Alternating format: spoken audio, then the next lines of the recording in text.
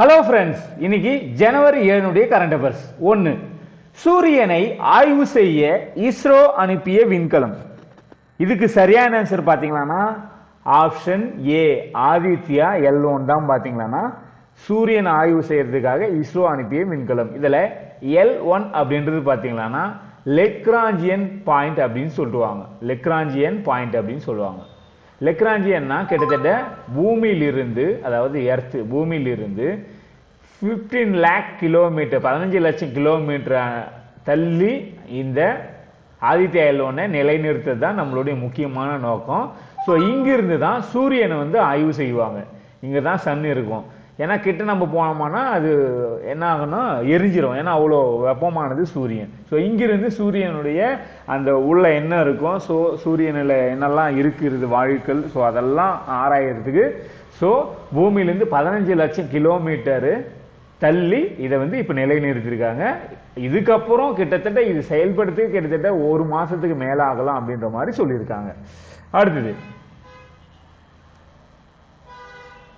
உயர்கல்வி மாணவர் சேர்க்கை விகிதத்தை 2030க்குள் எத்தனை சதவீதமாக உயர்த்த மத்திய அரசு திட்டமிட்டுள்ளது? இதுக்கு சரியான ஆன்சர் ஆப்ஷன் பி, 50% உயர்த்தணும். அதாவது இப்போ +2 முடிக்கிறான் ஒரு பையனோ ஒரு பொண்ணோ ஸ்டூடெண்ட்ஸ், அவங்க +2 ஓட ஸ்டாப் ஆகாம +2க்கு அடுத்து ஒரு டிப்ளமா இல்லை ஒரு என்ஜினியரிங், ஓகேங்களா? ஸோ இந்த மாதிரி இல்லை ஒரு ஆர்ட்ஸ் அண்ட் சயின்ஸ் டிகிரி இல்லை பார்மசி ஏதோ ஒன்று ஆகும். மொத்தம் +2க்கு அப்புறம் நீங்கள் ஏதாவது உயர்கல்விக்கு போகணும். அப்படி போகிறவங்க கிட்டத்தட்ட இந்தியாவில் டோட்டலாக ஆவரேஜ் பார்த்தீங்கன்னா 25% தான். ஆனால் தமிழ்நாட்டில் கிட்டத்தட்ட 55%, தமிழ்நாடு மட்டும் 55%. பட் ஆனால் இந்தியாவினுடைய ஆவரேஜ் 25%.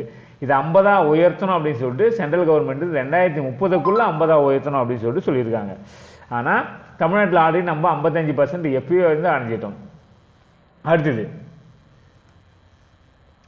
இந்தியாவிலேயே பெண்களுக்கான மாநகராட்சி பட்டியலில் முதலிடம் பிடித்த மாநகராட்சி. இதுக்கு சரியான ஆன்சர் ஆப்ஷன் ஏ, சென்னை தான். ஒரு தனியார் நிறுவனம் நடத்திய அந்த கருத்து கணிப்புல, அதாவது ஒரு ஆய்வுல என்ன சொல்றாங்கன்னா 10 லட்சத்துக்கு மேல இருக்கிற மக்கள் தொகை மாநகராட்சி.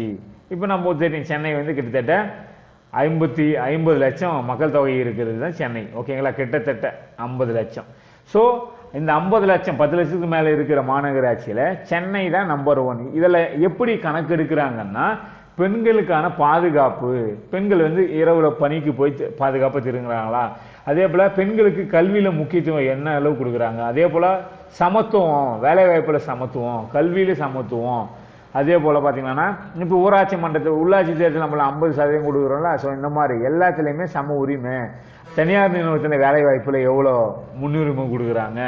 ஸோ இதெல்லாம் பார்த்து தான் இந்த லிஸ்ட்ல சென்னை நம்பர் 1 வருது. மும்பை, பெங்களூர், டெல்லி இதெல்லாம் தாண்டி சென்னை நம்பர் 1 வர்றதுக்கான காரணம் ஸோ தமிழ்நாட்டில் இதெல்லாம் சிறப்பாக இருக்கிறதுனால தான். அதே போல சப்போஸ் 10 லட்சத்துக்கு கீழே இருக்கிற மாநகராட்சியில நம்பர் 1 திருச்சி தான்.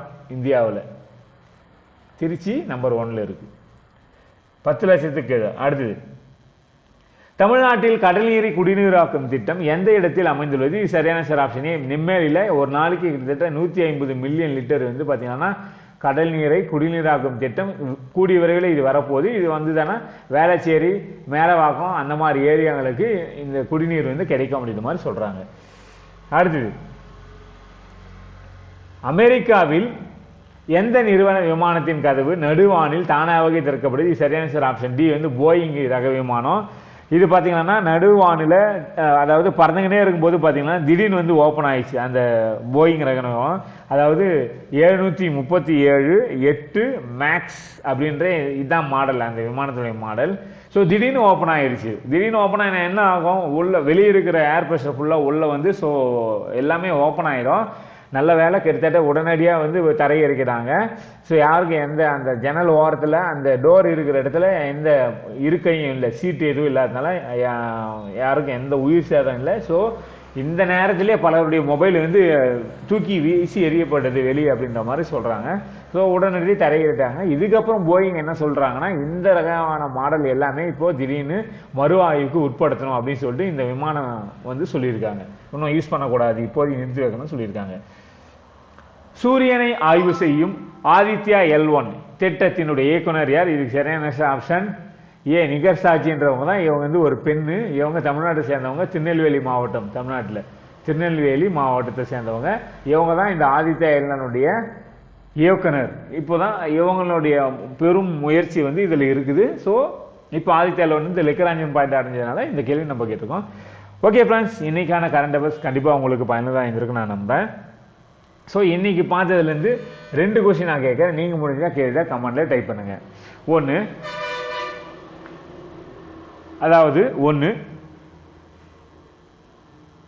சூரியனை ஆய்வு செய்யும் விண்கலத்தினுடைய பெயர் என்ன? நம்பர் 1. நம்பர் 2, அமெரிக்காவினுடைய எந்த தனியார் நிறுவனத்தினுடைய அந்த விமானம் பார்த்தீங்கன்னா நடுவானில அதனுடைய கதவு திறக்கப்படுது? இந்த 2 கொஸ்டின் ஆன்சரை நீங்கள் கீழே கமெண்ட்ல டைப் பண்ணலாம். மீண்டும் நம்ம நாளைக்கு இதே மாதிரி கண்டப்ப சொல்லலாம். பிடிச்சா இந்த வீடியோ பிடிச்சிருந்தா லைக் பண்ணுங்க, ஷேர் பண்ணுங்க, மறக்காம சப்ஸ்கிரைப் பண்ணுங்க. ஓகே ஃப்ரெண்ட்ஸ், மீண்டும் நம்ம நாளைக்கு இதே மாதிரியான கண்டப்பத்தில் பார்க்கலாம். தேங்க்யூ, பாய்.